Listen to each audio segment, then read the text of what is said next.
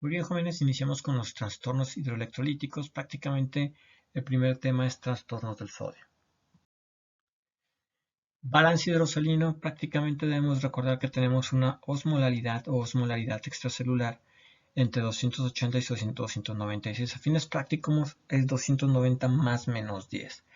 Estos son los valores que tomaremos como normales. Normalmente tenemos una cantidad de agua en el cuerpo que es 60% del contenido corporal del agua o el agua corporal total para hombres y 50% del agua corporal total para mujeres. ¿Qué quiere decir eso?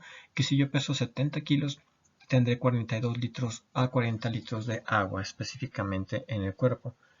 Prácticamente se distribuyen 2/3 de esa cantidad del agua corporal, que es el 60%, para hombres, 2/3 se distribuyen en el espacio intracelular y en el espacio extracelular 1/3. Prácticamente la parte o el ion más importante que vamos a ver dentro del espacio extracelular es el sodio. Este sodio determina el 86% de la osmolaridad extracelular. Es el principal condicionante de la concentración de sodio en el plasma, es el contenido de agua, y prácticamente es el que tiene mayor actividad osmolar junto con la glucosa. Cifras normales de sodio de 135 a 145 miliequivalentes por litro. Para fines prácticos tomaremos un miliequivalente equivalente a 1 milimol y en total es igual a 23 miligramos. Trastornos del sodio prácticamente son debidos a cambios en el agua corporal total, más cambios del sodio, pero específicamente más el agua, pero hiposmolaridad con cambios rápidos sobre el volumen cerebral, es decir, estos cambios que inducen hipo o hiperosmolaridad prácticamente tienen como sitio de actividad o sitio de acción las neuronas. Tenemos dos hormonas que se encargan de la situación del agua a nivel del cuerpo, la ADH, que acuérdense que es la principal hormona que regula la concentración de sodio a través de regular la cantidad de agua que se absorbe, y la aldosterona, principal hormona que regula el contenido de sodio corporal total. Esto es porque absorbe la mayor cantidad de sodio a través del túbulo colector cortical. Aunque recuerden ustedes que la principal cantidad de sodio prácticamente está absorbida a nivel del túbulo proximal, la angiotensina 2 es uno de los principales elementos que hace esa absorción al 65%, y la angiotensina 2 depende mucho del sistema renina-angiotensina-aldosterona, que es prácticamente la vía final o su vía final es prácticamente la aldosterona que actúa en el túbulo colector. Por eso se menciona que es la principal hormona que regula el contenido de sodio corporal. Pero bueno, recordemos nosotros la hormona antidiurética, principal hormona que regula el sodio al regular el agua. Prácticamente tenemos situaciones normales en donde se va a sintetizar y a liberar situaciones de hiperosmolaridad, arriba de un 1% de la osmolaridad, o que aumente un 1% de la osmolaridad total, o por arriba de, o que alcance 301 miliosmoles el plasma, prácticamente se empieza a liberar lo que es la hormona antidiurética. Si hay situaciones donde disminuye el volumen arterial efectivo, en donde hay actividad de la angiotensina 2, prácticamente se libera la hormona antidiurética para realizar su actividad sobre el túbulo colector medular, y prácticamente nos permite mantener una orina o nos genera una orina prácticamente concentrado, que puede variar la osmolaridad urinaria de 60 hasta 1200 milosmoles, que es la máxima actividad de la hormona antidiurética. La aldosterona, por el otro lado, también regula la entrada o la presencia de sodio en el cuerpo. Prácticamente sus estímulos son dados por la hipovolemia a través de la angiotensina 2, la acción hipercalémica, y prácticamente acuérdense que tiene actividad o genera actividad sobre el equilibrio ácido-base, generando el intercambio por iones hidrógenos y la salida de potasio, intercambiándolo por la entrada de sodio. Prácticamente tenemos algunos mecanismos más envueltos en la regulación del transporte de sodio. Entonces, a partir de hablar de trastorno del sodio, estamos hablando de la afectación que puede haber en dos hormonas, hormona antidiurética y hormona aldosterona. Pero también tenemos otros mecanismos. Prácticamente el contenido de sodio y el volumen extracelular o el líquido extracelular, ese que encontramos a nivel intersticial y a nivel intravascular, prácticamente es sensado a través de distintos receptores. Tenemos receptores de volumen a nivel de la aurícula, tenemos receptores de volumen también a nivel de callado aorta, tenemos a nivel de la vena cava y las venas intratorácicas. Prácticamente también tenemos receptores de presión, ahí están el callado de la aorta, carótidas y la arteriola eferente, y obviamente la mácula densa formando parte del túbulo distal que sensa la cantidad de sodio y cloro. Este sensado o esta información eferente genera una información eferente, y esta información eferente es la respuesta por la cual voy a mantener mi volumen extracelular y voy a mantener mi contenido de sodio. Prácticamente esta respuesta está dada por una respuesta neurohumoral, el sistema renina-angiotensina, que genera la absorción, o en este caso incrementa la absorción de sodio, como podemos ver con el signo de más. El sistema nervioso central, las catecolaminas que aumentan la reabsorción de sodio. Los otros estímulos negativos o que inhiben la absorción de sodio o incrementan la excreción de sodio son los péptidos natriuréticos, el auricular y el cerebral, el brain natriuretic peptide, y las prostaglandinas, que también son capaces de incrementar la excreción tubular y renal de sodio. El filtrado glomerular, prácticamente como efecto hemodinámico, tiene un efecto negativo. A mayor filtrado glomerular, mayor liberación o excreción de sodio. Y los capilares peritubulares prácticamente no tienen ningún efecto sobre esta capacidad de reabsorber o de excretar sodio. En esta otra imagen vemos realmente los mecanismos de transporte del sodio, que son los mecanismos que vimos dentro de la fisiopatología tubular. El más importante es recordar, 65% de reabsorción de sodio bajo control hormonal. Eso es importante porque no lo habíamos visto como tal. Túbulo proximal a través de angiotensina 2, nervios simpáticos o actividad simpática a través de catecolaminas y receptores acoplados a proteína G, y algunas fuerzas o capilares peritubulares. Prácticamente tenemos la absorción de sodio. Aquí solamente recordar lo que les había hablado. Tenemos la absorción con el simportador de glucosa, y aquí es donde actúan algunos inhibidores o medicamentos modernos para la diabetes, como las canaglifosinas, que prácticamente inhiben este simportador de glucosa. Y tenemos también el otro elemento que se encarga de la mayor absorción de sodio en este segmento, que es la bomba de sodio hidrogeniones, que puede ser llegada a inhibir a través de inhibir la anhidrasa carbónica a través de la acetazolamida. Todos los demás segmentos muestran los niveles de sodio que habíamos visto en promedio, su absorción y qué diurético inhibe su absorción. Esto es importante, este concepto, porque entonces los diuréticos de ASA tienen o disminuyen el 25% de la absorción de sodio o incrementan al 25% la fracción excretada de sodio. Los diuréticos tiazídicos incrementan la fracción excretada de sodio en 6%, y los diuréticos del tubo colector, la amiloride, que funciona sobre el ENaC, principalmente tiene un 2 a 3% de fracción excretada de sodio, y la espironolactona también tiene un 2 a 3% de la fracción excretada de sodio. Acuérdense que los dos, uno actúa sobre el receptor de mineralocorticoide de aldosterona, la espironolactona, y la amiloride principalmente o solamente sobre lo que es el canal ENaC de sodio.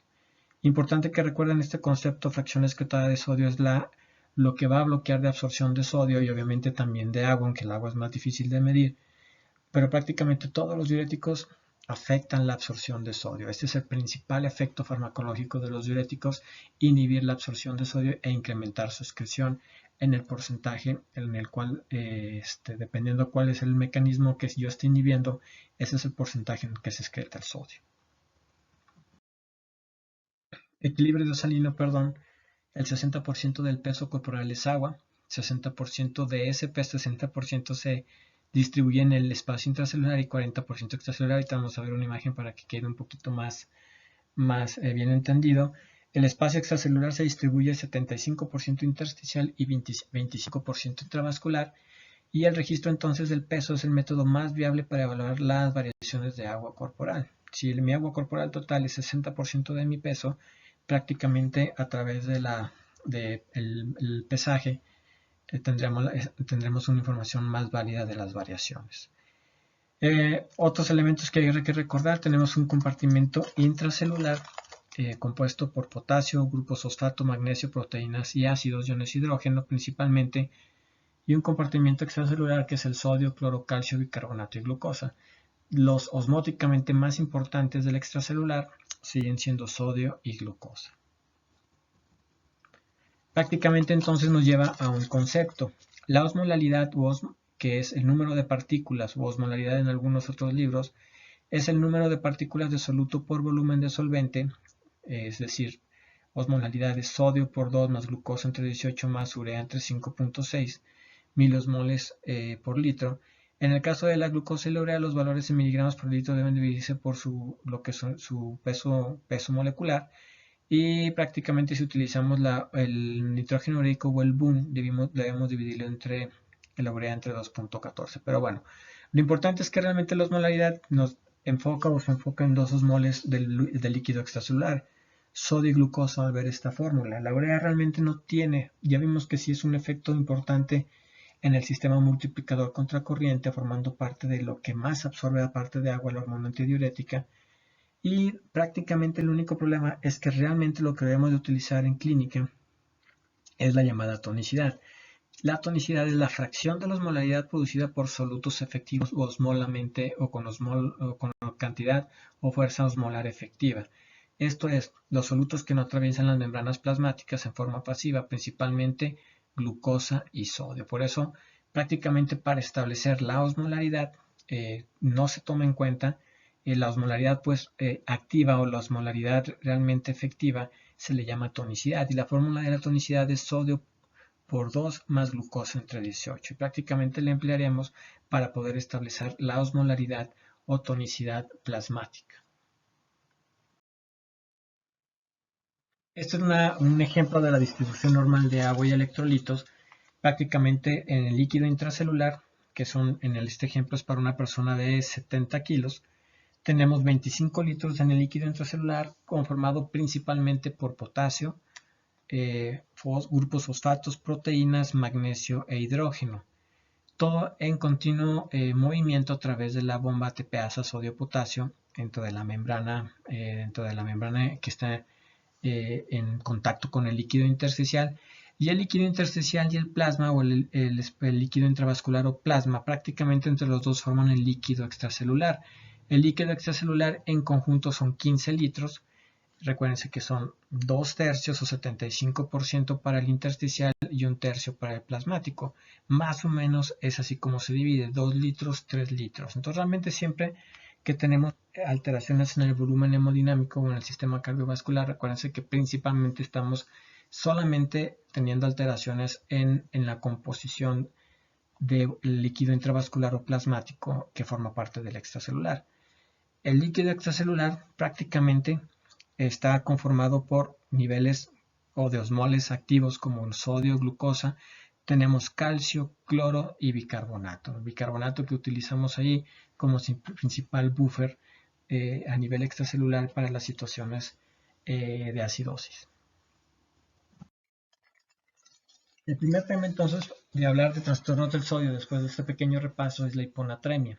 La hiponatremia, que se define como con un sodio sérico menor de 135.000 equivalentes, normalmente tiene una incidencia de 15 al 20%, en pacientes ambulatorios del 1 al 2%. Sodio más bajo, mayor estancia hospitalaria y mayor mortalidad. Esa es la regla general para la hiponatremia. Existe una mortalidad del 50% en pacientes que alcanzan un sodio menor de 110.000 equivalentes, y el rango de sodio para mejorar la mortalidad por hiponatremia, y que es la meta terapéutica inicial en la mayor parte de los pacientes antes de hacer una corrección total, es alcanzar un sodio sérico de 130.000 equivalentes. Sigue siendo hiponatremia, pero es una hiponatremia leve, y a partir de 130 para arriba prácticamente la mortalidad es menos del 0.5%. La clasificación la hacemos de acuerdo al nivel de sodio. De 135 en los libros a 130 es leve, 125 a 129 es moderada, y menor de 125 se considera un sodio sérico con clasificación grave. Dentro de la fisiopatología de trastornos del sodio, sobre todo de la hiponatremia, prácticamente traté de hacerlo un poquitito más sencillo. Regla general, la hiponatremia siempre se debe a un exceso de agua sobre concentración de sodio, casi siempre debido a una actividad o la actividad del ADH. Prácticamente sabemos que el ADH puede ser sintetizada y secretada de manera apropiada para estados de hipovolemia o en aquellos en los cuales existe disminución de la presión arterial efectiva.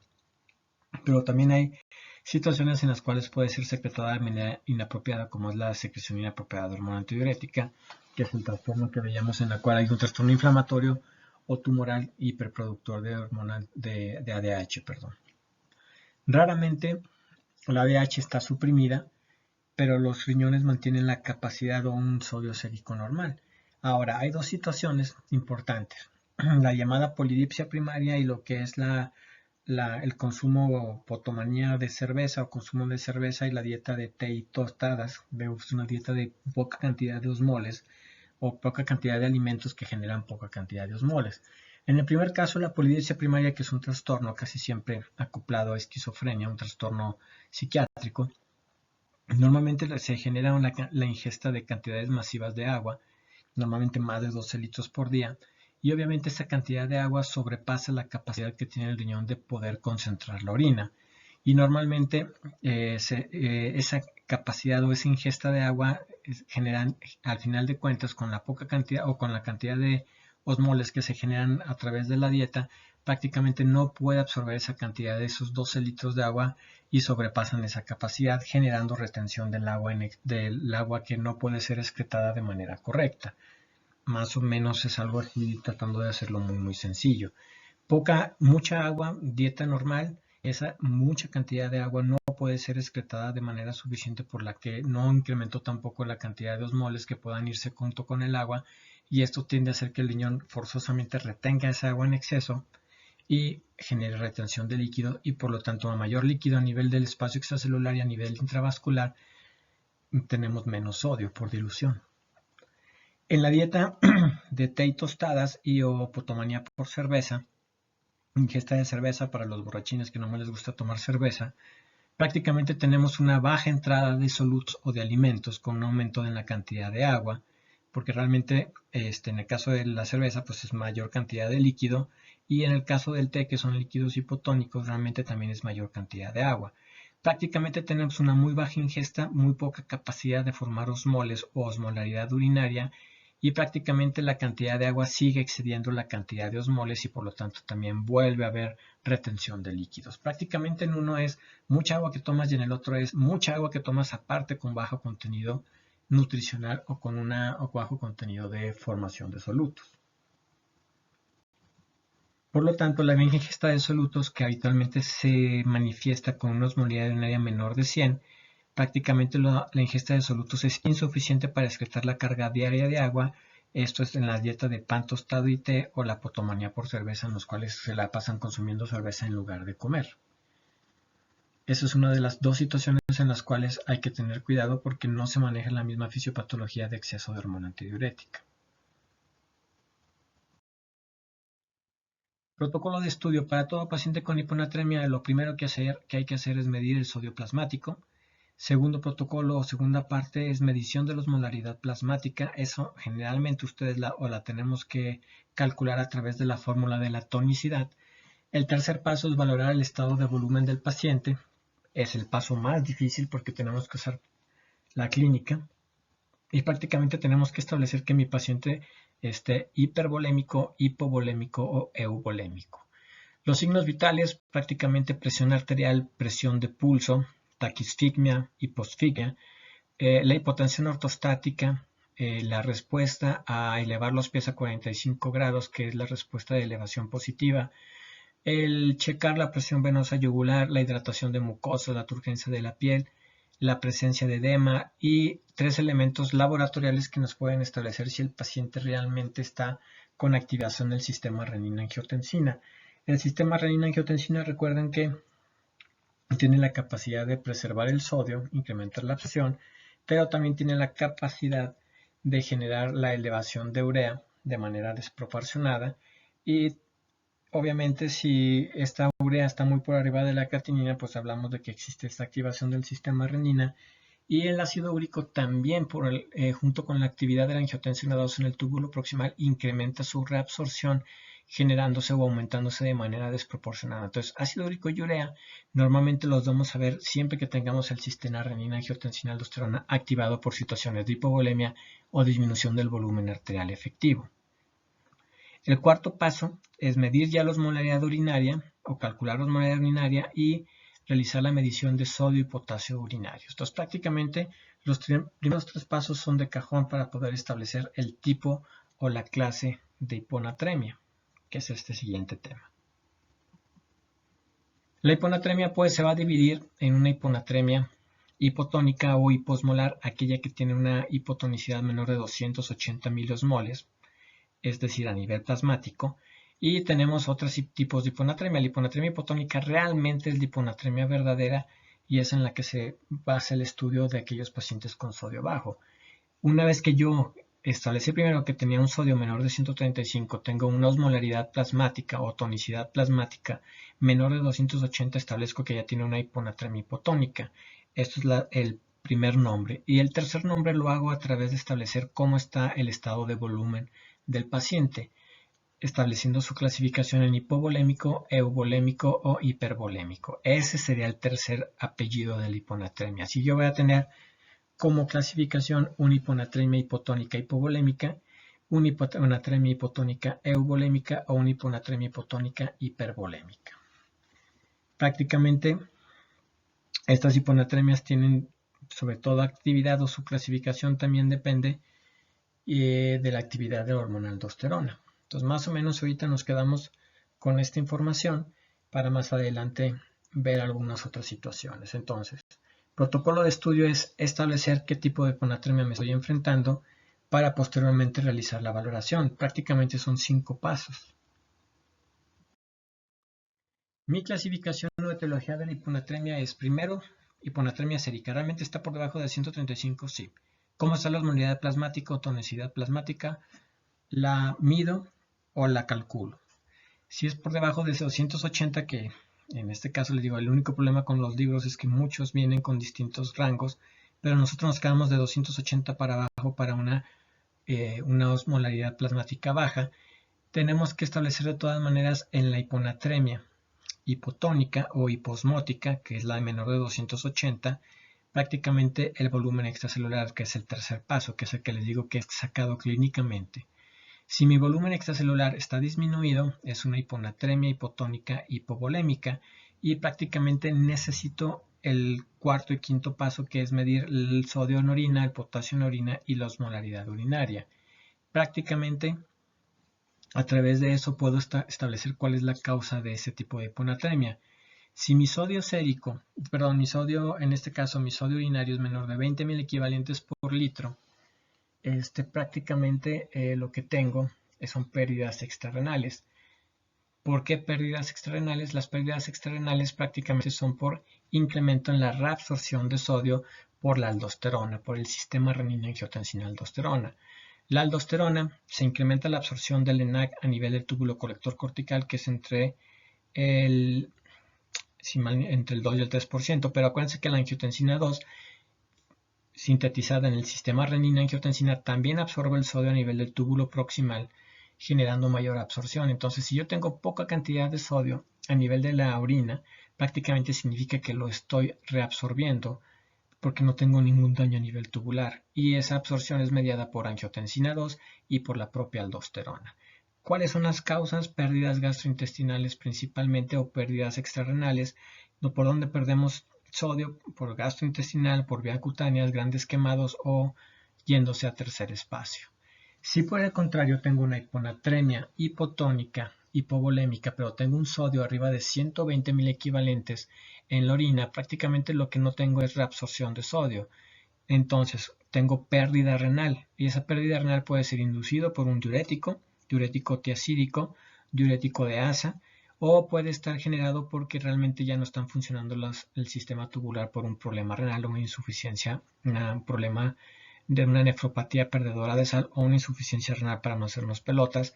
Y la otra situación es que realmente no hay el sistema de aldosterona, que no hay producción de aldosterona, y tampoco tengo por una insuficiencia suprarrenal. Entonces prácticamente este sería el tipo o la manera de cómo se aborda etiológicamente las causas de trastornos de la hiponatremia para una hiponatremia hipotónica hipovolémica.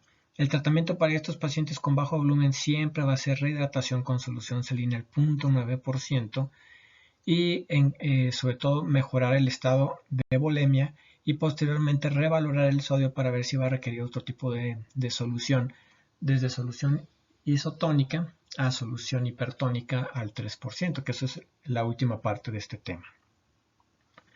Para la hiponatremia, en la cual yo checo, tiene una hiponatremia hipotónica, pero volumen realmente ni encuentro que esté dematizado, ni encuentro que esté hipovolémico o deshidratado. Prácticamente tengo una euvolemia o normal. Prácticamente tengo diferentes causas endocrinológicas. La primera causa, siempre la más importante, es la secreción inapropiada de hormona antidiurética. El hipotiroidismo en segundo lugar, también aquí se cabe andar la insuficiencia suprarrenal, la polidipsia primaria y alteraciones en el hipotálamo. Prácticamente el tratamiento de la secreción inapropiada de hormona antidiurética lo hacemos de manera crónica y realizamos restricción de líquidos y empleamos algún medicamento, en este caso como los bloqueadores de la hormona antidiurética, como los baptanes. En este caso el más utilizado sigue siendo tolvaptan. Y prácticamente utilizamos también algunas medidas de líquidos para poder reponer volumen y reponer sal. Pero prácticamente el tratamiento está dirigido a la causa más frecuente. Obviamente, si es un hipotiroidismo, pues tengo que dar tratamiento al hipotiroidismo. Si es una insuficiencia suprarrenal, doy tratamiento a la insuficiencia suprarrenal. Aquí lo interesante es que nos menciona, es euvolémica, pero tiene una retención hídrica aislada. Esa retención hídrica aislada es compensada, por eso no hay edema, a través del sistema, a través del propio riñón, a través de la natriuresis. Por eso no se llega a dematizar, pero siempre hay un poquitito de agua retenida para generar la hiponatremia y bajar la tonicidad u osmolaridad. Y el tercer tipo, que es el más fácil, es la hiponatremia hipotónica hipervolémica. Hay edema, hay regurgitación yugular o ingurgitación yugular. Prácticamente voy a tener retención hidrosalina y prácticamente tengo que volver a medir el sodio en orina, y se parece bastante a la cuadrito anterior. Si mi sodio en orina y estoy hinchado es menor de 20.000 equivalentes, prácticamente tengo retención extrarrenal generada por la activación del sistema renina, por insuficiencia cardíaca, cirrosis o síndrome nefrótico. Si estoy perdiendo sodio y tengo una hiponatremia hipotónica hipervolémica y el sodio en orina es mayor de 20, prácticamente tengo un fracaso renal agudo oligúrico o una insuficiencia renal. Tengo daño a nivel tubular que impide que se reabsorbe sodio y el sodio se va por la orina, perdiéndose en cantidades por arriba de 20.000 equivalentes. Tratamiento para estos pacientes prácticamente es retención hídrica. Les voy a bajar la cantidad de volumen, la cantidad de agua o líquidos intravenosos que le puedo dar, y prácticamente tengo que emplear en algunos casos un diurético. A pesar de tener hiponatremia y con el riesgo de incrementarla, muchas veces es preferible sacar agua libre para tratar de que el sodio no esté tan diluido e incremente de manera proporcional.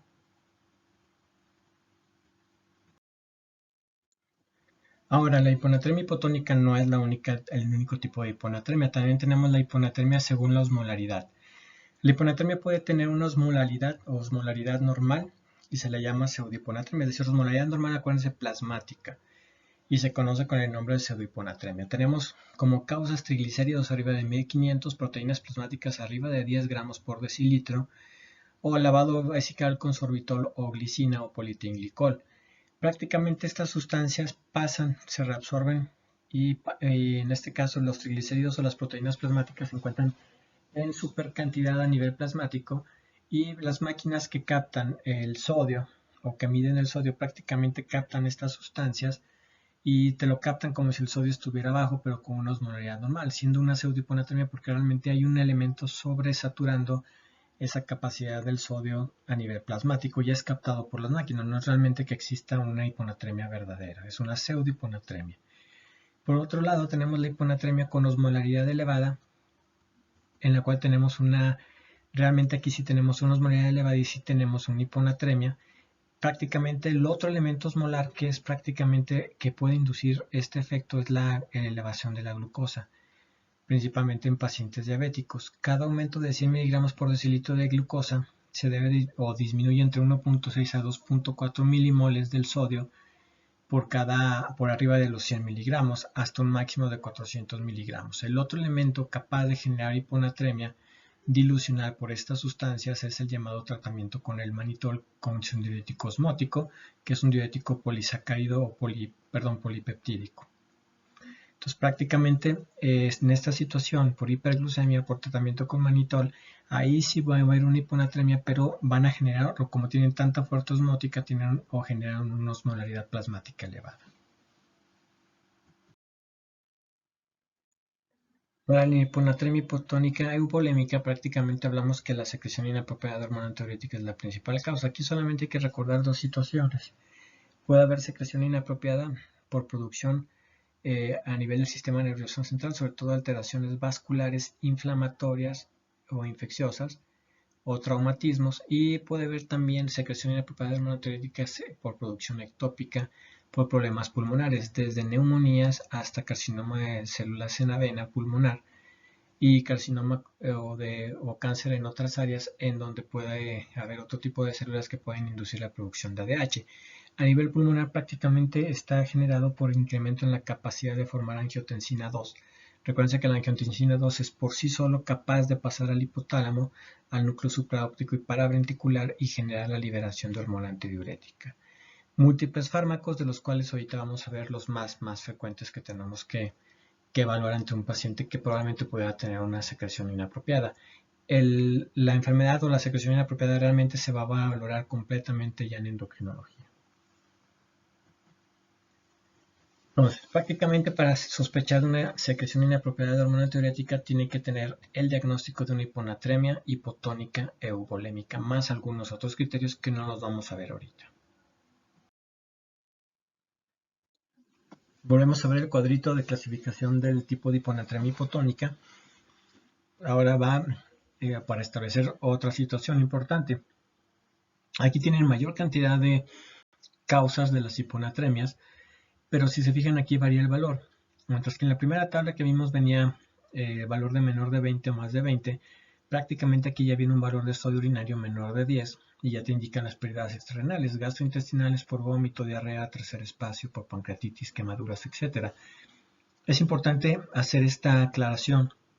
La mayor parte de todos los libros más recientes te mencionan desde hace 2 o 3 años que el sodio urinario menor de 10 es aquel en el cual tenemos la actividad de reabsorción de sodio por el aldosterona y por la angiotensina 2. Todavía hay uno que otro libro por ahí en el cual se menciona ese valor de menos 20, pero prácticamente para nosotros es menor de 10. Eso es importante podérselos aclarar, y sospechamos que existe incapacidad para absorber el sodio a nivel tubular por uso de diuréticos, por daño renal o nefropatías perdedoras de sal, cuando sean siempre arriba de 20 milimoles por litro en orina. Lo mismo es para los demás. Si tengo un sodio urinario para la eubolémica mayor de 20, prácticamente sospecho de la secreción inapropiada de hormona antidiurética, hipotiroidismo, insuficiencia suprarrenal, etc. Y para la hipervolémica, prácticamente igual, es menor de 10 o mayor de 20 el valor que debemos de tener. Es importante que lo recuerden. Este valor sí viene al principio en el primer rectángulo que se ve en la clasificación donde está el protocolo de estudio. Traten de aprenderlo de esa manera y solamente agregan las enfermedades que, aprendiéndolo de esta manera, es absorción o disminución o excreción de sodio, es más sencillo que lo puedan tener.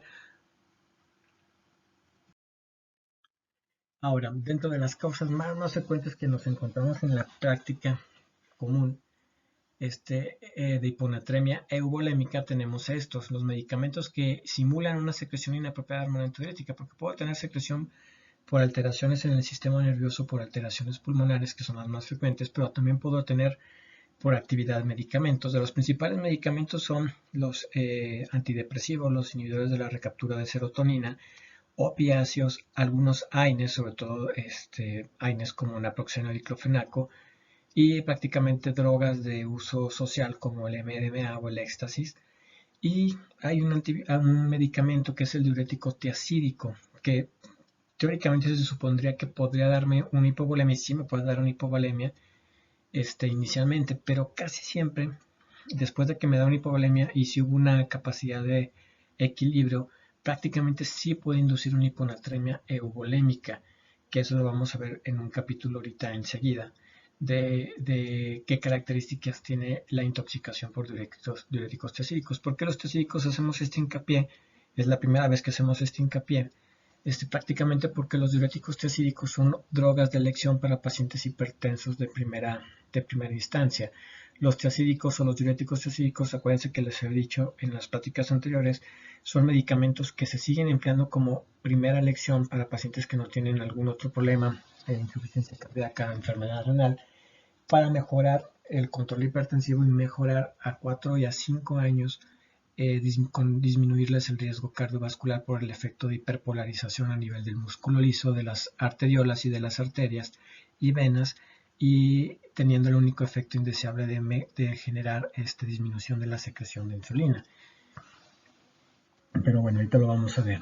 Prácticamente tenemos las otras causas de hiponatremia volémica cuando se ingiere poca cantidad de solutos. Aquí es donde viene la dieta de té y tostadas, la potomanía por cerveza y la polidipsia primaria, que es en la que viene enseguida, que son de las causas más frecuentes que tenemos que establecer etiológicamente para establecer, la etiología de la hiponatremia. La lesión del sistema nervioso central, dolor, tumor, procesos inflamatorios por sangrados y la presencia de malignidad, sobre todo a nivel pulmonar, pancreático, linfomas, que pueden incrementar la secreción de hormona antidiurética a través de la hiperproducción de angiotensina 2. Entonces, prácticamente es importante hacer este punto, hincapié. Recuérdense, una hiponatremia hipotónica y volémica tiene características de enfermedades endocrinológicas. Ahora, hipotiroidismo, insuficiencia suprarrenal, secreción inapropiada de hormona antidiurética son unas causas que deben de conocer ustedes. Más sin embargo, estas de aquí, la polidipsia primaria, la poca ingesta de solutos, dieta por potomanía o dieta de té y tostadas, medicamentos tiacídicos y inhibidores de la recaptura de serotonina como antidepresivos son frecuentes también asociados a este tipo de hiponatremia. Entonces también se las tienen que aprender como las causas que pueden estar dentro de ese grupo de hiponatremia euvolémica. Para la hiponatremia inducida por tiazidas, prácticamente el 30% de los pacientes bajo tratamiento de largo plazo de tiazidas se puede llegar a generar.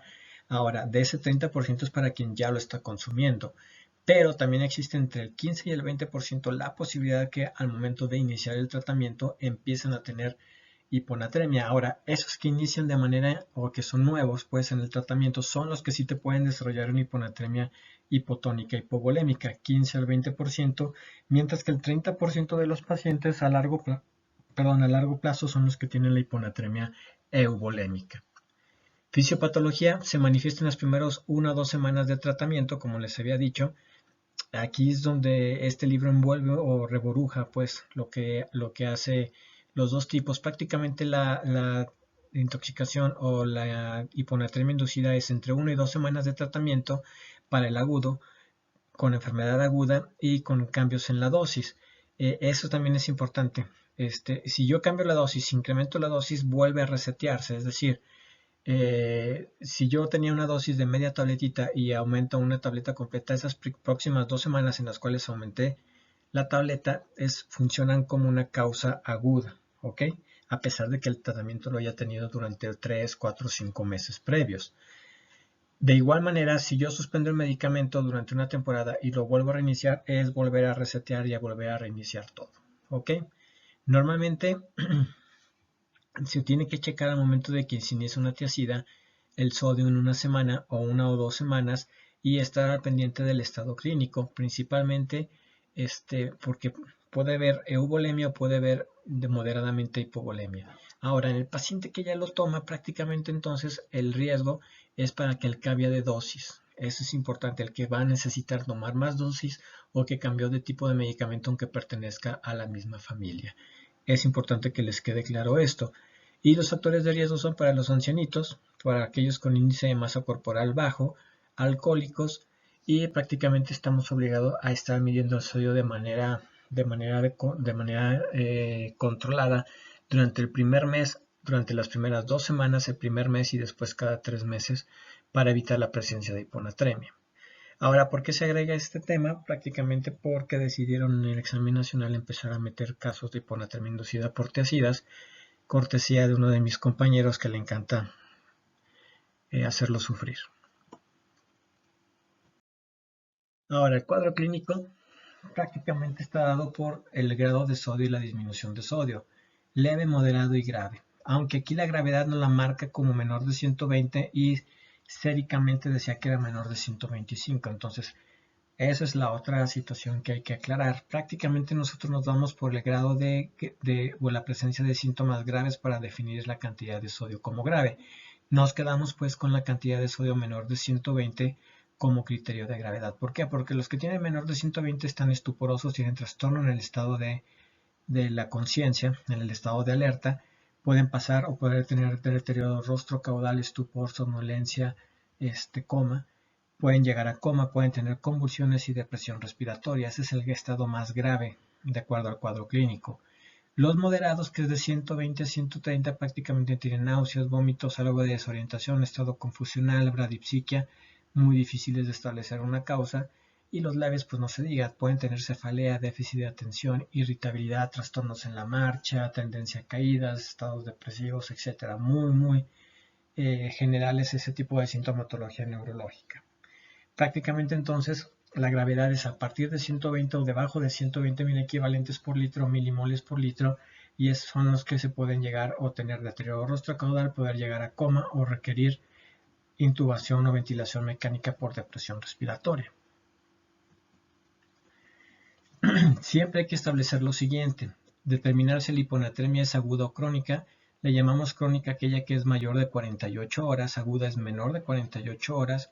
Hay que establecer la severidad de sintomatología independientemente del nivel sérico que nos está estableciendo el laboratorio.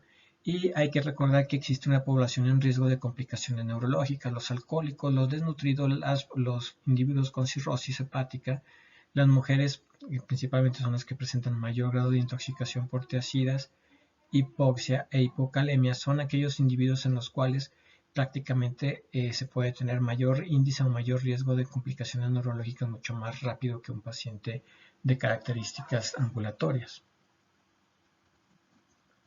El cuadro clínico es derivado del edema cerebral, del edema celular cerebral y la herniación cerebral.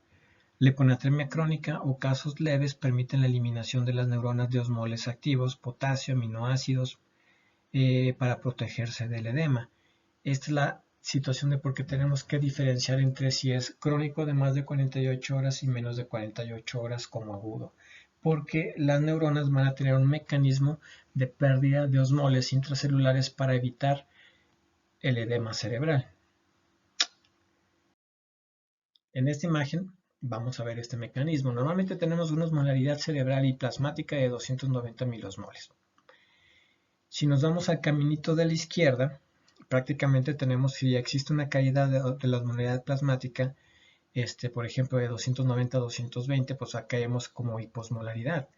Pero si se desarrolla de manera lenta en un lapso mayor de 48 horas, prácticamente permite a la neurona, que sean esas cositas rosas, prácticamente perder osmoles intracelulares, hidrógenos, aminoácidos, fósforo, para poder bajar la osmolaridad y poder tratar de que sea la misma osmolaridad plasmática que la osmolaridad intracelular a nivel neuronal, y evitar con esto, los cambios en el tamaño cerebral.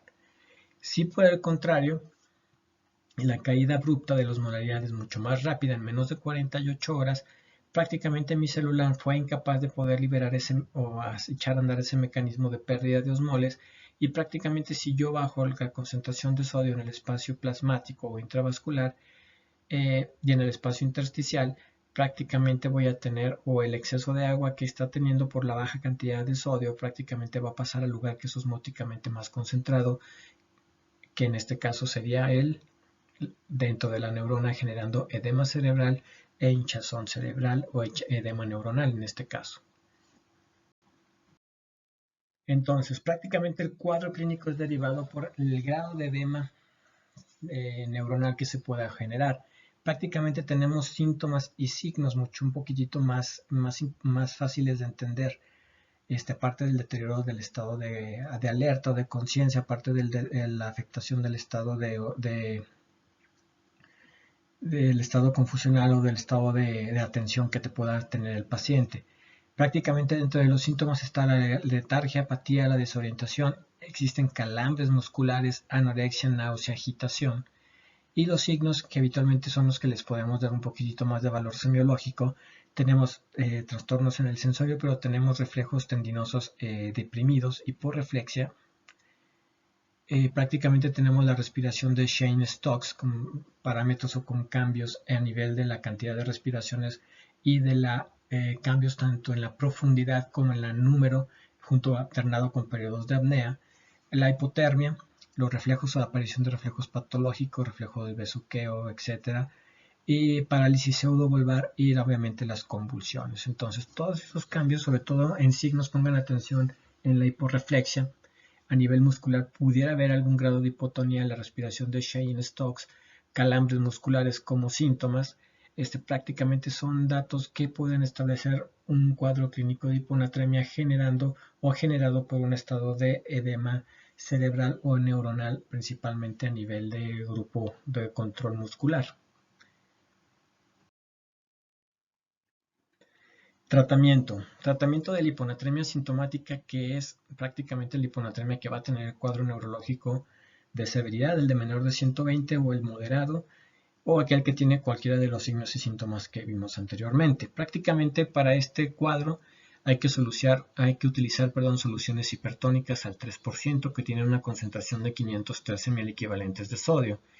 Normalmente iniciamos la aproximación con esas soluciones, darle 1 mililitro de esa solución por kilogramo por hora para aumentar de manera proporcional y aproximada 1 milimol por litro por hora del paciente. Prácticamente la corrección de estos pacientes sintomáticos se hace con un ritmo de 2 miliequivalentes por litro por hora por durante un lapso de 2 a 3 horas o hasta alcanzar que la sintomatología se resuelva.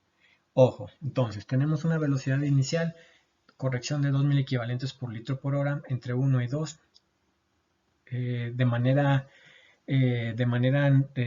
o como recomendación yo les diría que no se pasen de 1 mililitro por kilogramo por hora porque luego van a tener problemas, y prácticamente lo hacemos con solución salina hipertónica.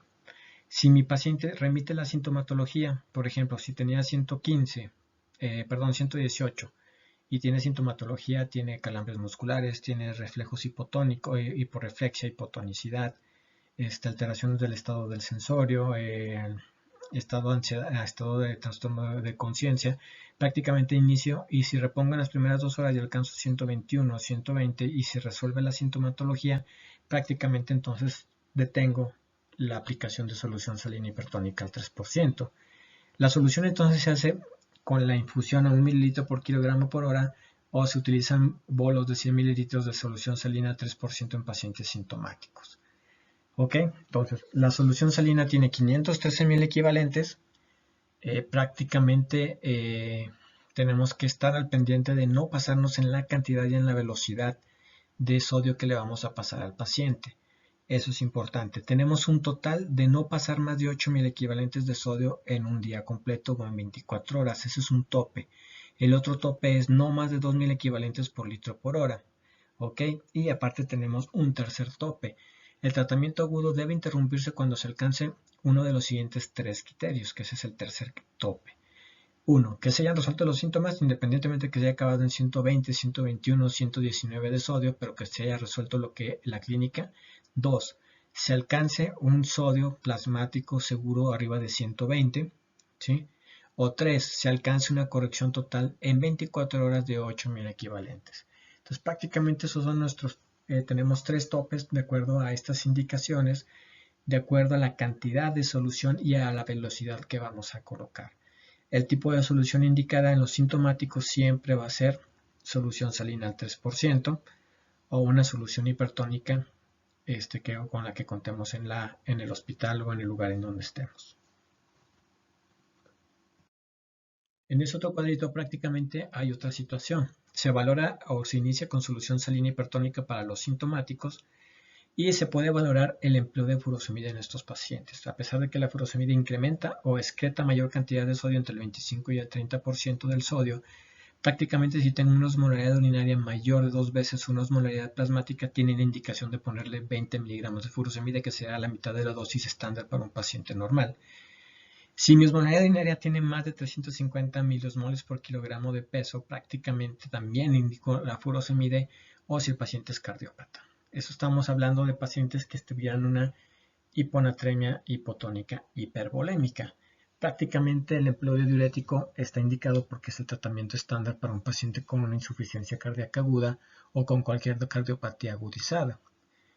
Utilizo o inicio el tratamiento, síntomas graves, 1 a 2 mililitros por kilogramo de peso por hora, o un bolo de 100 mililitros de bolo intravenoso, que es una práctica que deben de tener cuidado. y los síntomas moderados de 0.5 mililitros kilogramo por hora. La recomendación es 1 mililitro por kilogramo por hora, no se les olvide en esa velocidad de infusión.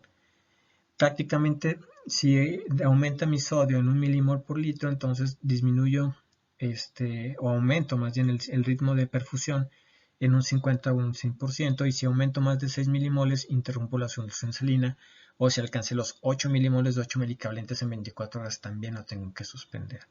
Sí, más o menos es un cuadrito, este cuadrito es un poquito complicado, pero más o menos es lo inicial que deben de valorar. Si el paciente está hinchado, tengo que utilizar diurético a pesar de que esté hiponatrémico. Si tiene una normalidad urinaria más de 2 veces la plasmática, también tengo que emplear porque necesito incrementar la cantidad de agua que tengo que desalojar junto con la reposición de sodio que voy a generar a través de la solución salina hipertónica. Entonces, este diagrama prácticamente la primera parte es la que nos va a funcionar a nosotros. La valoración prácticamente se hace aquí cada 2 horas. Muchas veces van a ver que en los servicios de urgencias lo hacemos cada hora, dependiendo de la capacidad del laboratorio, pero prácticamente es mínimo cada 2 horas que tienen que estar revalorando. Ahora, ya me pasé en cantidad o en velocidad, es decir, se me pasó. Estaba teniendo un paciente con 118 milimoles de sodio, se quitó la sintomatología y se nos olvidó suspender la solución salina hipertónica, y a las 4-6 horas ya tiene un sodio de 130. Se hizo una corrección de más de 12 miliequivalentes en un lapso de menor de 24 horas. Esos son los pacientes que se van a poner graves y que estoy generando iatrogenia. Prácticamente este paciente tiene alto riesgo de generar un síndrome de desmielinización osmótica. ¿Por qué? Porque si yo aumento de manera muy rápida la concentración de sodio en el líquido extracelular, estamos hablando específicamente en el extracelular, pues sí, la neurona se va a deshinchar porque el agua va a salir del espacio intracelular al espacio extracelular. El único problema es que si ese sodio incrementa demasiado rápido, se va a llevar más agua de lo normal y me va a llevar a que la neurona ahora se encuentre con deshidratación, y principalmente las neuronas que se empiezan a deshidratar son las que están a nivel del tallo cerebral, y al momento que se empiezan a deshidratar empieza a haber un fenómeno de desmielinización osmótica generado por ese cambio de osmolaridad y la salida de agua de manera abrupta, que empieza a tener consecuencias a nivel de ciertas interconexiones motoras. Esta es la desmielinización osmótica o la mielinólisis pontina, que es principalmente a nivel del tallo cerebral entre médula y puente. Si se supera el ritmo de corrección recomendado, o sobre todo si la anatremia de partida es menor de 120 y tiene factores de riesgo, los factores de riesgo son las embarazadas, los viejitos, los cirróticos, los que tienen hipocalemia, etcétera, los que habíamos visto anteriormente. Prácticamente lo que tenemos que hacer es iniciar o suspender esa cantidad de solución salina al 3% e iniciar solución glucosada al 5%, y estar volviendo a diluir ese sodio a través de solución glucosada. La solución glucosada no tiene sodio más que es glucosa con agua, y prácticamente la glucosa se metaboliza dentro de los primeros 45 minutos de la primera hora de estarla aplicando, y prácticamente es agua libre, es agua, por eso dice agua bioral, es agua libre, es agua que va a intentar diluir el sodio para evitar que tenga demasiada actividad osmótica y genere muchos cambios a nivel de las neuronas. Y si no funciona esto, o el sodio no empieza a volverse a diluir o a bajar, prácticamente lo que utilizamos es hormona antidiurética de manera sintética, que es la desmopresina, en aplicación subcutánea o en aplicación intranasal, para tratar de absorber mayor cantidad de agua a nivel del túbulo colector medular y tratar de diluir ese sodio para generar menos cambios osmolares en las neuronas. ¿Sí? Entonces, si se fijan, realmente lo que volvemos a hacer es a tratar de diluir el sodio como parte de las medidas que frenan la aparición de un síndrome de desmielinización osmótica o mielinólisis pontina. Prácticamente tenemos el otro grupo de hiponatremias que, gracias a Dios, es el más frecuente, casi 40%, 50%, entre el 60 y el 50%. Prácticamente son las asintomáticas, son las que pasaron más de 48 horas, le dio chance al cerebro y a las neuronas de generar ese mecanismo de adaptación a través de pérdida de osmoles intracelulares, y prácticamente no es una urgencia terapéutica, y lo que hacemos es realizar la corrección de sodio a un nivel mucho más bajo, a un ritmo de velocidad más baja, 0.5 mil equivalentes por litro por hora, y también tenemos el tope de no más de 8 mil equivalentes en 24 horas de corrección de sodio. Para eso utilizamos la llamada fórmula de Adrogué, y esta fórmula de Adrogué prácticamente me ayuda a establecer el cambio o la cantidad de sodio que voy a tratar de subir por cada litro de solución que voy a emplear. Para esto prácticamente les mandaré un ejemplo escrito, ya que no lo podemos hacer en práctica, para que más o menos se fijen de cómo se utiliza, y prácticamente utilizamos las soluciones isotónicas al 0.9% o generamos nosotros la aplicación de un concentrado de sodio, que son unas ampolletas, se la ponemos a la solución del 0.9 y le vamos incrementando la concentración de sodio. Para tratar de hacer una solución más hipertónica. Así, por ejemplo, la tonicidad o la osmolaridad de la solución salina del 0.9%, que es de 154 mil equivalentes, prácticamente le vamos aumentando 30 mil equivalentes por cada ampolleta de concentrado de sodio, y a partir de eso podemos nosotros crear una solución hipertónica para estos pacientes que pueda corregir el sodio de manera más rápida y de manera aproximada con esta fórmula de Adrogué. La fórmula de Adrogué fue allá por el 1999 establecida desde hace bastantes años, y durante los últimos 10 años no ha tenido ninguna modificación y se sigue utilizando de manera amplia. Aunque es una fórmula aproximada, se utiliza de manera amplia, ya que permite evitar la situación de problemas de iatrogenia y la presencia del síndrome de melinólisis pontina. Importante que recuerden que el agua corporal total para hombres es de 0.6, para mujeres de 0.5 y para los viejitos 65 años para arriba es de 0.5, y para los hombres viejitos o para las mujeres viejitas de 0.45. Eso es para sacar el agua corporal total del paciente.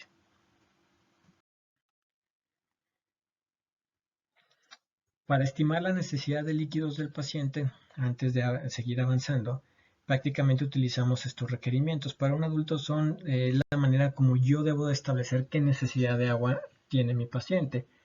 Prácticamente tengo que tomar en cuenta lo basal. Lo basal prácticamente lo hacemos estableciendo. Eres hombre adulto, te voy a dar 1500 mililitros por metro cuadrado de superficie corporal. Prácticamente utilizamos esta fórmula que se llama fórmula de Harris-Benedict, y si eres niño, pues prácticamente dependiendo del rango de edad y del peso te van a incrementar. Esta fórmula se utiliza bastante en pediatría, la utilizamos a través de la aplicación por kilocaloría, o una kilocaloría es un mililitro de agua, pero para adultos es más sencilla, 1500 mililitros por metro cuadrado de superficie. Entonces, prácticamente esta fórmula de Harris-Benedict acoplada a los adultos nos permite establecer, si tú tienes un peso y obtienes una proporción corporal, 1.5 metros cuadrados de superficie corporal, prácticamente lo multiplicas por 1500 para poder sacar la cantidad de agua que te toca de manera basal consumir ese día. ¿Ok? A esto, la otra manera de calcularlo es a través de mililitros por kilogramo de peso. El estándar para el paciente es consumir entre 30 a máximo 40 mililitros por kilogramo de peso por día, que sea muy parecido a las kilocalorías que debe de consumir un paciente. Entonces, si yo peso 80 kilos y me tocaría tomar 80 por 30, 2 litros 400 de agua ese día, para mantener un flujo urinario estable y para mantener la cantidad de agua necesaria para llevar a cabo mi homeostasis. Más o menos espero que haya sido fácil de entender. Y la fórmula de Harris-Benedict sería 1500 por metro cuadrado. Para eso tendría que establecer la cantidad de metros cuadrados del paciente a través de la fórmula de Du Bois. El tratamiento de la hiponatremia hipotónica, entonces fíjense bien, prácticamente entonces mi hiponatremia verdadera es la hipotónica. Para la hiponatremia hipotónica hipovolémica, que tiene depresión de volumen porque estoy perdiendo agua al tercer espacio por pérdidas gastrointestinales o por pérdidas renales, prácticamente tengo que remover el estímulo de la hormona antidiurética, y lo que hago es repletar el volumen con solución salina al 0.9% o solución Harman. El único problema con la solución Harman y con la Ringer lactato es que tiene menor concentración de sodio. La solución salina tiene 154.000 equivalentes, y la solución Harman debe tener entre 130.000 equivalentes de sodio. Entonces el único problema es que no tiene la suficiente cantidad para mantener o mejorar más rápido un poquitito el sodio. Entonces, lo primero es, si es hipovolémica, siempre repleto volumen. No me voy a generar la corrección del sodio, sino corrijo volumen, quito el sistema renina-angiotensina, lo bloqueo y quito la hormona antidiurética para mejorar más rápidamente la corrección de sodio. Si el paciente es hipervolémico, tiene una hiponatremia hipotónica hipervolémica, tengo que restringir agua. La manera de restringir agua es forzosamente tengo que medir el volumen de orina que haya hecho en 24 horas, a eso le quito la mitad y solamente le permito tomar agua o recibir agua de manera intravenosa a la mitad del volumen de orina que haya tenido o que haya hecho en 24 horas. Esa sería la manera más correcta de restringir líquidos. Hay que movilizar el exceso de agua y sodio, prácticamente utilizo diuréticos de asa, evito los tiacídicos o en el caso de los pacientes con insuficiencia cardíaca, básicamente utilizo medicamentos para tratar de mejorar el latido cardíaco o utilizo vasodilatadores para mejorar el gasto cardíaco en algunas cuestiones o utilizo infusiones con soluciones coloides para los pacientes cirróticos o trato la cirrosis dependiendo del estadio en el cual se encuentre. Para el síndrome de secreción inapropiada de hormona antidiurética, prácticamente aquel que sí tiene origen a nivel hipotalámico, aquel que tiene origen por problemas o trastornos a nivel de la afectación de la hiperproducción de hormona antidiurética, prácticamente ahí se restringe el agua y se utiliza solución hipertónica con el uso de algún diurético. Prácticamente aquí es donde sí se utiliza los baptanes, conibaptán o tolvaptán, para bloquear al receptor o antagonizar al receptor de hormona antidiurética o de vasopresina. Y el único problema con estos medicamentos es que sí es poco medible o poco calculable la respuesta que vaya a tener el paciente. Por eso solamente se utiliza siempre y cuando hayas hecho ya el diagnóstico de secreción inapropiada y que se mantenga con una hiponatremia hipotónica euvolémica. La desmineralización osmótica o mielinólisis pontina prácticamente es la consecuencia de la corrección rápida de la hiponatremia, la velocidad, o la consecuencia de la cantidad que hayas repuesto en 24 horas, que no debe pasarse de 8.000 equivalentes, que genera deshidratación celular o neuronal, y la mielinitis pontina genera una parálisis pseudovolvar o una tetraparesia progresiva que puede apenas empezarse a manifestar durante los primeros 4 a 7 días después de haber realizado la corrección de manera rápida o en mayor cantidad de los requerimientos de 8.000 equivalentes. Entonces, parálisis pseudovolvar y tetraparesia progresiva. Por cuestiones, yo les diría que chequen qué es la parálisis pseudovolvar. Esperamos que la vean en neuro en sexto semestre, pero vean las características de ese llanto o esa risa fácil y esa incapacidad de poder tener una correlación adecuada o una interacción adecuada con otra persona. La otra característica de la mielinitis pontina es la presencia de convulsiones que igual aparecen entre 4 a 7 días posteriores de iniciar el proceso de deshidratación neuronal o de desmielinización osmótica. El siguiente trastorno del sodio que vamos a hablar es la hipernatremia, definiendo hipernatremia con un nivel sérico de sodio por arriba de 145. Aquí prácticamente nos enfocamos en el cuadrito del lado derecho. Tenemos como causas, la causa principal del déficit de agua. Prácticamente el déficit de agua puede ser por disminución de la ingesta de agua o por pérdida de agua. La pérdida de agua prácticamente puede ser por pérdidas renales, pérdidas cutáneas por sudoración profunda, actividad física, fiebre, etcétera, pérdidas respiratorias y pérdidas gastrointestinales. Entonces, la pérdida de agua siempre tenemos que ubicar el sitio en donde se está perdiendo agua. Renal, cutáneo, respiratorio o gastrointestinal. En cualquiera de esos 4 aparatos o en esos 4 sistemas puede haber pérdida de agua. La disminución de la ingesta de agua es por incapacidad para tener aporte, porque realmente no hay el aporte suficiente de agua por falta de ingesta de líquidos, pero que puede ser por alteraciones en el estado de alerta o el estado de conciencia, defectos en el mecanismo de la sed o disfunción de los osmorreceptores, prácticamente enfermedades que afecten el centro de la sed, como granulomas, procesos infiltrativos hipotalámicos, o procesos infiltrativos hipoficiarios que afectan al hipotálamo de manera secundaria, trastornos vasculares. Y la otra situación en la cual se puede ver la presencia de hipernatremia es por la entrada de agua a las células. Una vez que el agua entra a las células, prácticamente el sodio como osmolito se queda de manera en el espacio extracelular y la pérdida de agua genera que ese sodio aparezca como si estuviera incrementado en cantidad, generando un nivel sérico más alto, generando una hipernatremia. Prácticamente la entrada de agua a las células las vamos a ver posteriormente a convulsiones durante o es una complicación de la rhabdomiólisis cuando se afecta más del 25% de masa muscular y en el ejercicio extenuante o ejercicio severo. La hipernatremia puede llegar a ser o puede generarse también por entrada de agua a las células, aunque realmente no es una pérdida de agua como tal. Lo que hay que esperar es que el agua regrese del espacio intracelular hacia el espacio extracelular. Y el siguiente mecanismo en general se llama sobrecarga de sodio, que eso principalmente es una complicación, como en el caso del tratamiento de una hiponatremia, por la solución hipertónica, por la solución de soros salinos, en las cuales hay incapacidad para poderlos eliminar. Prácticamente los síndromes de casi ahogamiento con el consumo de agua de mar. Y en otras situaciones prácticamente como la diálisis, en la cual existe demasiada concentración de sodio, en la cual nos puede inducir la hipernatremia por esa sobrecarga de sodio.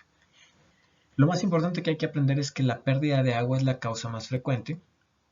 Las pérdidas extrarrenales son la causa más frecuente de la pérdida de agua, entendiendo por extrarrenal cutáneas por fiebre, las respiratorias, las cutáneas por quemaduras, las gastrointestinales por diarrea. Eso es súper importante que lo aprendan así. Y la mortalidad en los pacientes hospitalizados ya en terapia intensiva es del 38 al 40% con niveles de sodio por arriba de 160. Tiene mucho mayor o es mucho más frecuente que la hiponatremia. Sí, y la mortalidad también es mucho más estable, pero tanto en pacientes en UCI como en pacientes hospitalizados. Causas de hipernatremia prácticamente las dividimos de acuerdo al estado de volumen en hipovolémicas, euvolémicas e hipervolémicas. Hipovolémicas son las que hay pérdida de agua, que es la causa más frecuente. Las pérdidas de agua por pérdidas renales, uso de diuréticos, glucosuria o estados hiperosmolares con pérdida de volumen por un diurético osmótico como el manitol. En el caso de las terapias diuréticas, el diurético osmótico y la presencia de uso de diuréticos de asa. Pérdidas gastrointestinales, diarreas de origen colónico y las pérdidas en pieles por exceso de sudoración, por fiebre, por golpes de calor, por golpes de calor que no hay una sudoración adecuada, pero sobre todo las pérdidas a través de piel por quemaduras, fiebre principalmente. La hiponatremia euvolémica, aquella en la cual no encontramos datos de baja o deshidratación o de bajo volumen, prácticamente la vamos a ver por la diabetes insípida, que es la otra enfermedad endocrinológica junto con la secreción inapropiada de hormona antidiurética que tienen mucha alteración alteraciones en el trastorno o en el metabolismo del sodio, perdón. La diabetes insípida dividiéndola en dos, la central y la nefrogénica. Y la hipernatremia hipervolémica prácticamente la vamos a ver por superalimentación parenteral o por gran contenido de sodio o derivados de sodio o gran contenido de bicarbonato de sodio en la dieta parenteral o enteral, la administración de sales orales o la administración de cantidades de soluciones salinas con gran concentración de sodio y la enfermedad renal crónica en la cual ocurre esta situación de la hipernatremia en situaciones en las cuales tenemos restricción de agua. La hipernatremia, pues, nivel arriba de 145, tenemos un déficit de agua relativa a la cantidad de sodio. Casi siempre las pérdidas son de agua y casi siempre las pérdidas son de líquidos hipotónicos. Y recordar que todos los pacientes hipernatrémicos se consideran hipertónicos. ¿Por qué? Porque hay pérdida de agua, el sodio se mantiene ahí y el sodio nos da la osmolaridad. Entonces casi siempre los pacientes hipernatrémicos son hipertónicos o hiperosmolares. Dentro de las causas, entonces, pérdida de agua hipotónica, deshidratación, como les había dicho, o infusión de solubles salinos hipertónicos, y el deterioro al acceso al agua, como en los pacientes intubados, en los viejitos que viven en los asilos o los viejitos en abandono social. Protocolo de estudio muy parecido a la hiponatremia. Medimos el sodio plasmático, si está por arriba de 145 es una hipernatremia. Podemos calcular o medir la osmolaridad plasmática, aunque ya sabemos que por definición son hipertónicos. Tercer paso sería la medición de la osmolaridad urinaria y el cuarto paso la medición del sodio urinario. Prácticamente entonces la hipernatremia, si tenemos una osmolaridad por arriba de 700-800 miliosmoles, que era una densidad urinaria entre 1.020 y 0.25, prácticamente medimos el sodio en orina, y el sodio en orina, si es menor de 25 miliequivalentes por litro, nos dice: tienes una pérdida extrarrenal de agua, gastrointestinal o insensible a través de pérdidas cutáneas o respiratorias. O la otra causa que puedes llegar a tener son los incrementos de los osmoles intracelulares por estado de convulsión o paso de agua de manera intracelular después de un ejercicio intenso. Si la osmolaridad urinaria está por arriba de 700 u 800, que aquí nos quedaríamos ya con la cifra de 800, y tenemos un sodio mayor de 100 a nivel urinario, entonces prácticamente me dice: estás perdiendo mucho sodio porque sobrecargaste la cantidad de sodio y es incapaz de reabsorber esa cantidad de sodio. Prácticamente es por el utilizar soluciones con bicarbonato de sodio, soluciones hipertónicas por gran cantidad de cloruro de sodio, o en este caso el uso de mineralocorticoides, que prácticamente los mineralocorticoides lo que harían sería prácticamente realizar la absorción de sodio. Entonces aquí está un poquitito mal. Mineralocorticoides lo que harían sería al revés, sería la pérdida de la aldosterona, prácticamente induciría una pérdida de sodio. Entonces no le hagan caso a los mineralocorticoides, nos quedamos solamente con la sobrecarga de sodio. Fíjense bien, si la osmolaridad urinaria es menor de 800, prácticamente se debe a pérdidas renales de agua, es incapacidad de generar una orina osmótica. Y si mi osmolaridad en orina es menor de 300, pues ya les había dicho, no hay actividad de la hormona antidiurética, tenemos una diabetes insípida completa.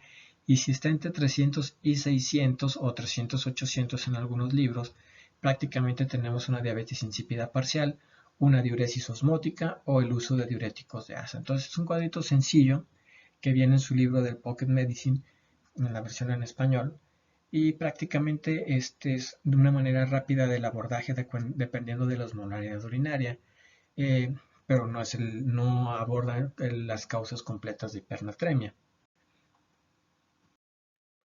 En este otro cuadro de etiológico, prácticamente tenemos desde el principio, tenemos un sodio arriba de 145, primer paso. Segundo paso, medimos la osmolaridad. No es necesario porque ya sabemos que va a estar hipertónica en la mayor parte de los casos, pero sí hay que medir el volumen extracelular, que ese es uno de los pasos que se me pasó a mí. ¿Por qué? Porque realmente hay libros que no lo toman en cuenta, pero este libro me gustó porque sí lo toma en cuenta y es el que me divide en hipernatremia hipervolémica, euvolémica e hipovolémica. Si yo mido el volumen extracelular, igualmente utilizo mis variables clínicas, mi semiología, y utilizo algunos marcadores laboratoriales del estado de volumen. Si mi volumen está aumentado, tengo hipernatremia. Pues ¿de dónde viene? Del exceso de sodio sobre agua, y prácticamente el uso de soluciones hipertónicas, nutrición parenteral y síndromes de casi ahogamiento con agua salada. Es mucho más entendible y más sencillo de esa manera. El tratamiento es agua bioral, agua libre, sin sodio, para tratar de diluir ese sodio de la hipernatremia, y utilizar las soluciones hipotónicas o salinas hipotónicas al 0.45%. Estas soluciones salinas hipotónicas, que realmente no existen como tales, las creamos nosotros. Prácticamente las creamos haciendo la dilución o diciéndole a nuestros compañeros de enfermería que junten 500 mililitros de solución salina al 0.9%, perdón, con 500 mililitros de agua inyectable. Se juntan dentro de una bolsa de 1 litro, se diluyen, y al momento yo tengo una solución salina al 0.45%, que solamente tiene 77 mil equivalentes de cloruro de sodio, la mitad de una solución salina normal. Por eso se llama de esa manera. Y puedo agregar algún otro diurético tiacídico para inducir la pérdida de sodio en caso de que tenga una sobrecarga de sodio junto con una hipernatremia con una cantidad de volumen. Si recuerdan, prácticamente para la hiponatremia los diuréticos tiacídicos estaban contraindicados. Utilizamos en cuestiones de hipervolemia diuréticos tipo ASA, furosemide, toracemide principalmente. Aquí sí tienen actividad como diuréticos dentro de la terapia para el paciente hipernatrémico, los diuréticos tiacídicos. Si nos vamos la otra división, y tenemos un volumen extracelular y con una hipernatremia con volumen extracelular normal, euvolémico o hipovolémico, en la cual también hay mayor pérdida de agua más que de sodio, prácticamente nos vamos a checar la osmolaridad urinaria a través de medirlo indirectamente con la densidad urinaria o a través de especificar que necesito que me midan la osmolaridad en el laboratorio. Si mi osmolaridad en la orina es baja, prácticamente menor de 300 o una densidad urinaria menor de 1.010, prácticamente tengo diabetes insípida completa. Mi tratamiento es para la diabetes insípida, agua vía oral, solución salina al 0.9% y prácticamente mi diabetes insípida tengo que establecer si es de origen central completa o origen completa nefrogénica. Todavía faltaría un siguiente paso para establecer el diagnóstico, pero ese diagnóstico etiológico prácticamente lo veremos en endocrinología. Si mi osmolaridad urinaria está entre 300 y 800 miliosmoles por kilogramo, prácticamente si tengo un poquitito de capacidad de concentrar la orina, hay un poquitito de hormona antidiurética y prácticamente tengo dos variantes. Puede haber pérdidas extrarrenales de agua más bajo aporte de agua o pérdidas renales de agua, es decir, pueden ser las dos. Las pérdidas extrarrenales siguen siendo a través de vía gastrointestinal, a través de la piel o a través de la presencia o el paso del líquido, en este caso líquido libre sin sodio, al tercer espacio. Para las pérdidas renales con hipoaporte de agua, prácticamente diuréticos osmóticos, manitol, la fase poliúrica de una falla renal aguda o la diabetes insípida parcial. Entonces, diabetes insípida parcial es entre aquellos que sí tienen poquitita hormona antidiurética que actúa. Todavía puedo secretar un cachito a nivel de la hipófisis, a nivel del hipotálamo, o el riñón todavía puede responder a esa cantidad o a esa poca cantidad de hormona antidiurética o puede responder de manera parcial. Por eso todavía tengo la capacidad de hasta 800 o 600 milosmoles de poder concentrar la orina. Prácticamente a estos pacientes se les da tratamiento con solución salina al 0.9% porque quiero reponer volumen. Acuérdense que son pacientes con volumen disminuido. Siempre y cuando esté disminuido el volumen no tenga datos de sequedad de mucosas, llenado capilar retardado, siempre tengo que reponer primero volumen con solución al 0.9%. Y si mi osmolaridad está por arriba de 800, significa que tengo una orina concentrada. Prácticamente me está diciendo que si estoy bien depletado de agua, tengo poco aporte de agua, tengo alguna enfermedad por hipodipsia primaria, pero tengo muchas pérdidas de insensibles de agua a través de la piel o a través del sistema gastrointestinal, pero está haciendo que concentre la orina demasiado. Prácticamente el tratamiento para estos pacientes es darle agua vía oral, solución salina al 0.9 para mejorar el estado de volumen y en caso de que sea muy alta la hipernatremia, empezar a utilizar solución salina hipotónica al 0.45%. Entonces, claramente, este cuadrito nos muestra las diferencias que puede haber de acuerdo a la osmolaridad urinaria, complementando lo que vimos desde fisiopatología entre las pruebas de valoración de valoración de la función renal y el urinálisis, para qué diablos me sirve medir la densidad urinaria dentro del examen de orina. Entonces, recuérdense que la densidad urinaria prácticamente me da el valor indirecto de la osmolaridad. Por eso es importante que se aprendan los valores que les puse en esa presentación. Clínicamente tenemos causas comunes en un paciente que puedan dar o que acude a consulta externa a ambulatorios de hipernatremia. Pérdidas insensibles en pacientes residentes de asilos viejitos por fiebre, por infección, normalmente o negligencia de personas mayores o abandono social. Es una causa bien frecuente que luego les mandan a hablar de algún asilo para valorar a un paciente y se encuentra que el paciente está súper deshidratado porque nadie se acordó de darle agua en 2 o 3 días. Pérdidas gastrointestinales por vómitos o diarreas requieren pérdida de acceso o la pérdida de acceso de agua libre. Tienen mucha pérdida pero no tienen la entrada suficiente de agua y prácticamente también puede ser desde abandono, tanto para niños chiquitos como para personas mayores. Medicamentos. Causas de síndrome de diabetes insípida nefrogénica, que prácticamente es una de las causas. Si yo tengo un medicamento y ese medicamento necesita de las bombas de secreción del túbulo proximal, prácticamente también pueden llegar a tener efecto o afectación del asa de Henle y del túbulo colector medular. A nivel del túbulo colector medular, muchos medicamentos también son capaces de concentrarse cuando son dados o cuando están en dosis tóxicas. prácticamente generan o que se genere menos cantidad de receptores para la hormona antidiurética, que eso sería realmente la causa de la diabetes insípida nefrogénica. Disminuyen su cantidad, disminuyen esa cantidad y esa capacidad de responder al ADH. Muchos medicamentos, entre esos medicamentos está el litio para el trastorno bipolar, el sidofovir como terapia antirretroviral, Foscarnet como antivírico, utilizable para aquellos pacientes con infecciones por herpes resistentes a ciclovir. Prácticamente lo que hace es descontinuar el fármaco y se espera que la resolución entre en un lapso de 3 a 4 semanas para ver qué tanto poder recuperar el funcionamiento de volver a acoplar receptores de hormona antidiurética a nivel del túbulo colector medular para que puedan responder de manera correcta.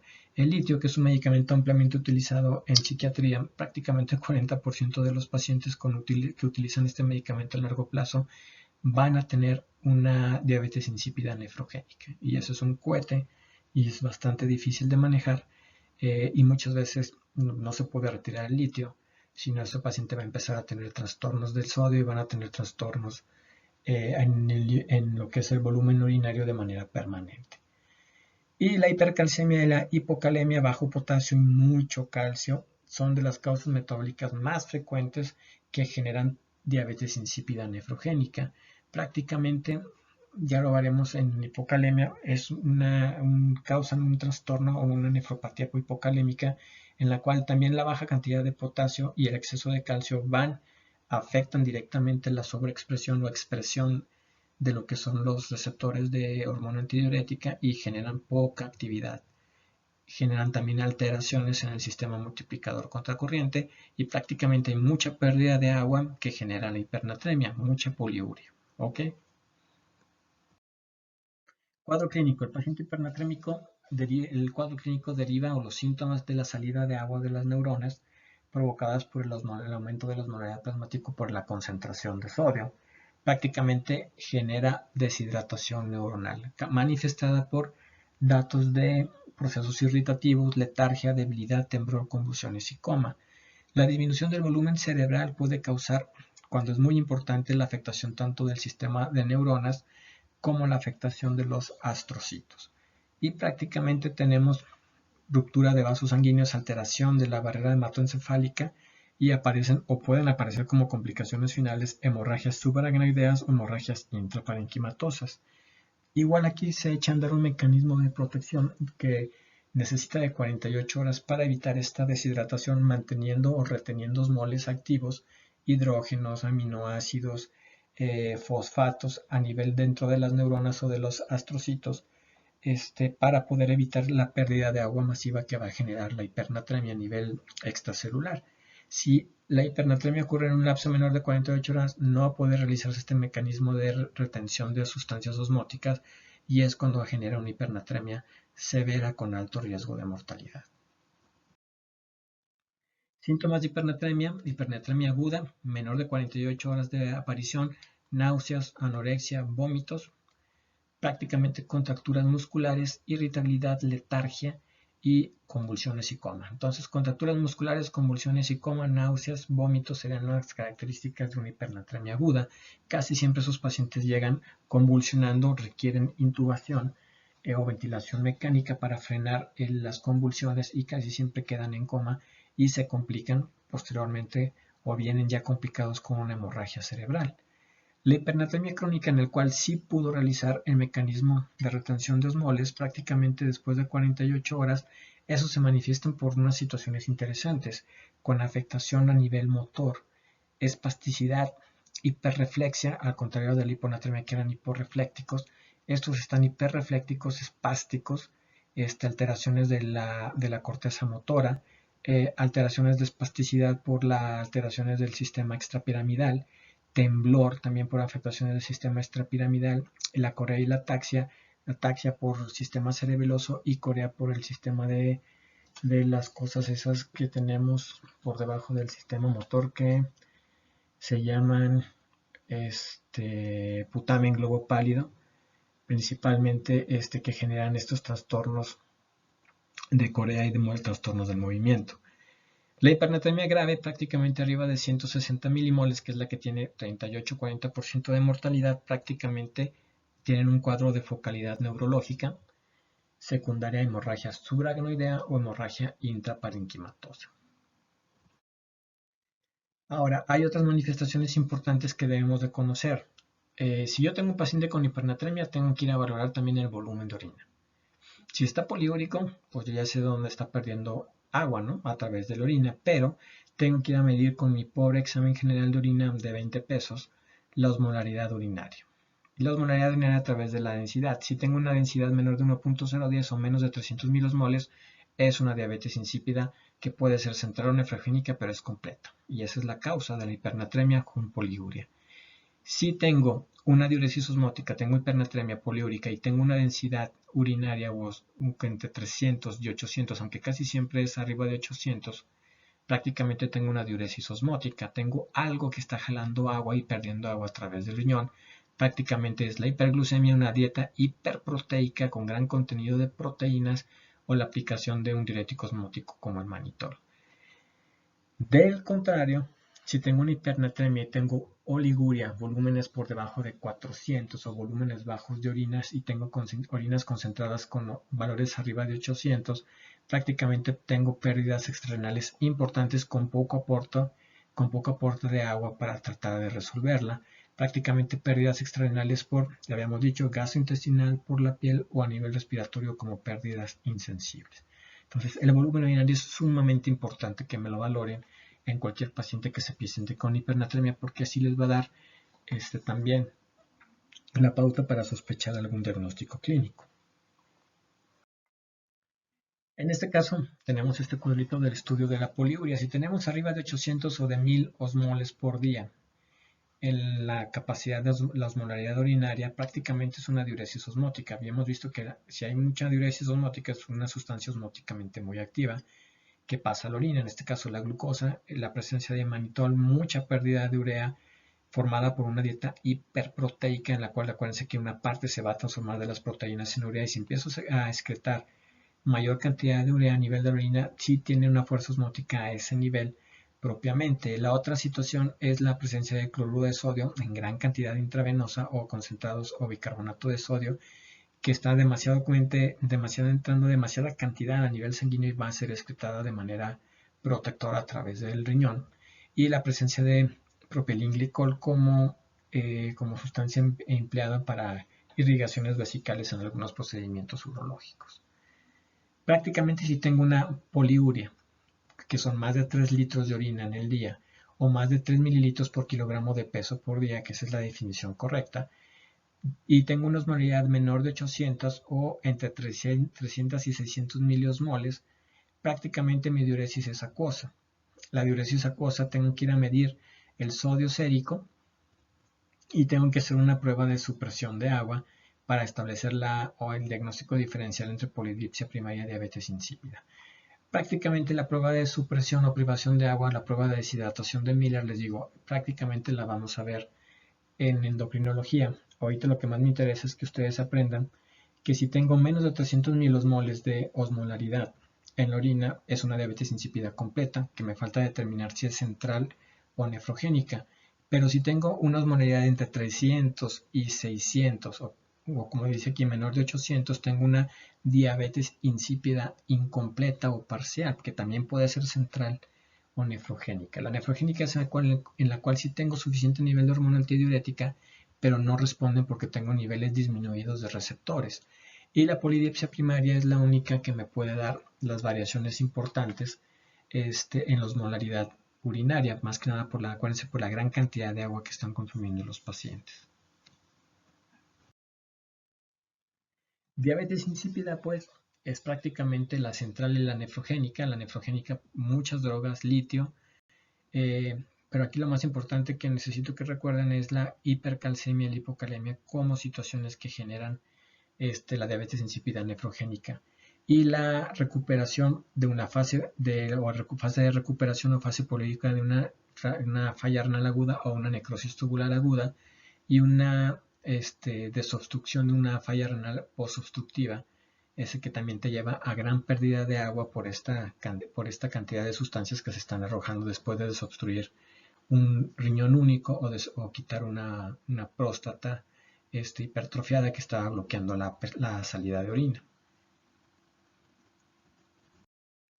Tratamiento. El tratamiento básicamente es restaurar el acceso al aporte de agua libre, en este caso vía oral. Casi siempre hay que iniciar vía oral. Si se fijaron en la mayor parte de los cuadritos, era reiniciar vía oral para el aporte de agua. Ese aporte de agua casi siempre se los dejamos en 1 litro por día. Hay que reponer el déficit de agua, hay que calcular el déficit de agua, entonces ese sería el primer paso. Reponer cuando menos 1 litro de ese déficit a través de vía oral si es posible o a través de sonda nasogástrica. Y disminución del sodio plasmático no debe de exceder del 0.5 mil equivalentes por litro por hora para evitar la complicación de la hipernatremia, que sería el edema cerebral, que sería lo contrario de la hiponatremia. Prácticamente entonces la complicación del tratamiento de la hipernatremia sería edema cerebral. Yo bajo la cantidad de sodio sérico o plasmático o del sodio a nivel del espacio extracelular de manera rápida con agua, y prácticamente ¿qué pasaría con las neuronas? Las neuronas van a tener, acuérdense que se capacitaron o se prepararon para esta situación y tienen gran cantidad de osmoles intracelulares. Si yo bajo la cantidad de sodio, prácticamente bajo la osmolaridad del líquido extracelular, y el exceso de agua del líquido extracelular va a entrar por osmolaridad hacia las neuronas generando edema neuronal o hinchazón de las neuronas. Pues esa es la complicación de la hipernatremia. Y van a tener el mismo cuadro que vimos en el caso anterior de ese cuadro generado por edema neuronal, con el riesgo de generar tanto edema que pueda llegar a haber herniación cerebral y muerte. Prácticamente para el tratamiento vamos a utilizar soluciones al 0.9% y soluciones hipotónicas, que es la solución al medio molar, que es al 0.45, y la solución glucosada al 5%. La solución glucosada, recuerden que no tiene nada de sodio, es agua libre, al igual que el agua que yo puedo tomar, el agua natural, y prácticamente es agua para diluir la cantidad de sodio elevado que hasta a nivel sérico, que es la hipernatremia. Esta otra situación, el tratamiento de acuerdo al volumen extracelular. Si mi paciente es tipo volémico, siempre le voy a poner solución salina al 0.9% hasta mejorar la volemia, mejorar la presión arterial, mejorar la presión de pulso o el pulso, etc. Posteriormente continúo con solución de suero hipotónico al 0.45 o solución al 5%.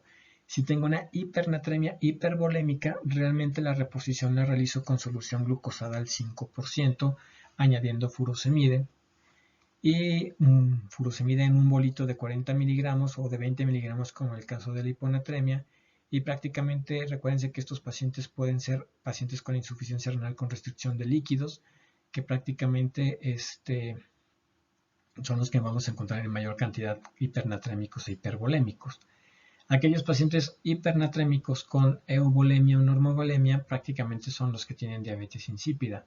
Diabetes insípida central, prácticamente necesito darles la hormona antidiurética de manera sintética a través de la desmopresina por aplicación oral, o en este caso casi siempre por aplicación vía intranasal. Y la diabetes insípida nefrogénica, que es retirar el medicamento que ocasionó la toxicidad, mejorar la hipocalemia o mejorar la hipercalcemia, y prácticamente se les da una dieta pobre en sodio, una dieta ligeramente hipoproteica, y se le va a dar un tratamiento a base de un diurético tiacídico como la hidroclorotiazida, y un medicamento como inhibidor de la producción de prostaglandinas como la indometacina. Que prácticamente esas dos cosas hacen que se genere mayor exposición de receptores de hormona antidiurética a nivel del túbulo colector medular, de manera importante, y es el tratamiento que se le da. Obviamente, si tú das un AINE de manera crónica como la indometacina, vas a tener riesgo de generar otras alteraciones, y si estás dando un medicamento como la hidroclorotiazida, pues prácticamente también tendrás algún riesgo, como ya vimos, de una hiponatremia a largo plazo. Entonces prácticamente doy un medicamento para tratar de mejorar la situación de control de la hipernatremia, porque la hipernatremia mata más rápido que la hiponatremia, prácticamente es un tratamiento que va a traer consecuencias también a largo plazo. La primera fase del tratamiento entonces es siempre calcular el déficit de agua, qué tanta agua perdiste, que parece que es la principal causa de la hipernatremia, para que tengas el sodio en ese nivel. El déficit de agua es esta fórmula sodio sérico menos 140, 140 que es un valor intermedio entre 135 y 145, que nosotros lo podemos variar hasta 145 dependiendo, depende hasta dónde quieres tú corregir tu sodio. Es decir, si estás en 160 y lo quieres corregir a 140, prácticamente utilizas esta fórmula. Si estás en 160 y lo quieres corregir a 145, modificas ese valor de 140 tanto en el numerador como en el denominador para alcanzar ese valor. Sodio sérico menos 140 entre 140 por el agua corporal total. El agua corporal total es la misma fórmula que habíamos visto y prácticamente después de eso, de conocer qué tanta déficit de agua, tenemos que establecer con la misma fórmula de Adrogué la cantidad de agua o la cantidad de solución que le vamos a dar para tratar de corregir el sodio. Entonces es una modificación de la fórmula en la cual se cambia el parámetro de ese sodio sérico menos sodio infundido, se voltean para poder establecer qué tanta cantidad de agua o litro de agua de esa solución va a bajar el sodio en tanta aproximación o en tanta cantidad. Para eso también igual les voy a tener que enviar un ejercicio para que más o menos vean cómo se realiza este tipo de, de, de anotaciones y cómo se realiza la aplicación de esta fórmula. Líquidos para reposición, importante, ya la parte final. Prácticamente aquí tenemos un cuadrito en donde se especifican todos los tipos de soluciones, tanto en este caso son soluciones isotónicas, hipotónicas, hipertónicas, son soluciones cristaloides, aquí no les pongo nada de soluciones coloides, y como regla general, las hipernatremias se corrigen con poliuria, se reponen con agua libre, agua tomada, solución glucosada del 5%, mientras que las hipernatremias con oliguria se reponen con suero salino hipotónico o isotónico. Pero acuérdense ustedes, si mi paciente está hipovolémico, forzosamente le tengo que poner solución salina al 0.9%. La solución salina al 0.9% tiene 154 equivalentes de sodio, tiene 154 equivalentes de cloro y tiene una osmolaridad sumada de 308. ¿Sí? La solución al 0.45, o sea que se formará entre 500 de solución salina al 0.9 con 500 de agua inyectable, tiene 77 para fines prácticos y tiene una osmolaridad de 553. Si nos vamos acá abajito, Ringer lactato, que es el Harman, tiene un sodio de 130, tiene un cloro de 110, un potasio de 4, tiene 27 mil equivalentes de bicarbonato y tiene 3 de calcio. Y tiene una osmolaridad de 273. ¿Qué significa eso de la osmolaridad? Pues obviamente la solución salina es una solución hipertónica, ¿no? Realmente, aunque sea solución salina fisiológica al 0.9, realmente su osmolaridad es alta con respecto al plasma. Mientras que la solución del Ringer lactato de Harman es 273, que realmente es hipotónica con respecto al plasma. Entonces, normalmente, la situación es que realmente no tenemos una solución ideal para poder emplear. Y por eso hay algunas situaciones o acotaciones en que primero utilicemos siempre solución salina al 0.9 para mejorar el volumen y después ya nos vamos al trastorno. En el caso de la hipernatremia es corrijo volumen y después checo sodio para ver en cuánto está y ya utilizo una solución hipotónica para tratar de bajar ese sodio utilizando la solución al 0.45 o la solución glucosada del 5% que está allá abajo, y si se fijan no tiene nada de electrolitos, no tiene bicarbonato, solamente tiene glucosa y tiene así una osmolaridad de 278 miliosmoles por litro. Entonces prácticamente son las soluciones que más empleamos. Las soluciones glucosadas de mayor concentración prácticamente no las utilizamos de manera estándar, a excepción de algunos padecimientos endocrinológicos con hipoglucemia. Y la solución salino o glucosalina, pues es la que tendría un poquitito mejor de osmolaridad, pero realmente trae algunos otros cambios importantes a nivel metabólico y casi siempre nunca las van a utilizar. Con esto cerramos el capítulo de sodio. Es bien importante, sobre todo los ejemplos que les voy a mandar para que los chequen, ya están resueltos, para que vean ustedes el uso de las fórmulas y prácticamente Ya cuando se reinicien las prácticas clínicas es algo que tienen que estar haciendo en el momento que ven un paciente ya sea con hiponatremia o hipernatremia. La otra situación importante antes de pararle esto, porque llevamos casi 1 hora 40, prácticamente es todos los cuadritos o los diagramas de etiológicos. Cuando es una situación de urgencia no los vamos a hacer en ese momento. La situación de urgencia, si el paciente está llegando con hiponatremia, está convulsionando, tiene depresión respiratoria, prácticamente yo ubico y hago el tratamiento urgente. Trato de salvar la vida y en ese momento no me importa cuál podrá ser, probablemente sea la etiología. Por eso es cuando se utiliza la solución hipertónica. Para la hipernatremia igual, si mi paciente tiene una hipernatremia severa, está bien deshidratado, tiene focalidad neurológica o datos de una hemorragia en una parte del cerebro, trato la situación de manera urgente y en ese momento no me interesa saber aún la etiología de la hipernatremia. Primero establezco mi paciente, hago el ABC de cualquier proceso urgente y posteriormente, ya que esté estable mi paciente, que lo haya tenido que intubar, lo haya tenido que poner un catéter central, es cuando ya tengo que averiguar cuál sea probablemente la etiología. Es importante. Las etiologías o los diagramas de flujo de etiología tanto de hipo y hipernatremia son algo confusos, son algo que necesitan establecer o haber medido varios electrolitos tanto séricos como electrolitos urinarios y requieren su tiempo para poder abordarlos de esa manera. Prácticamente esos cuadritos de etiología los utilizamos para la consulta o las interconsultas de pacientes ya estables, entre comillas, para poder establecer la etiología y posteriormente ya dar un tratamiento definitivo.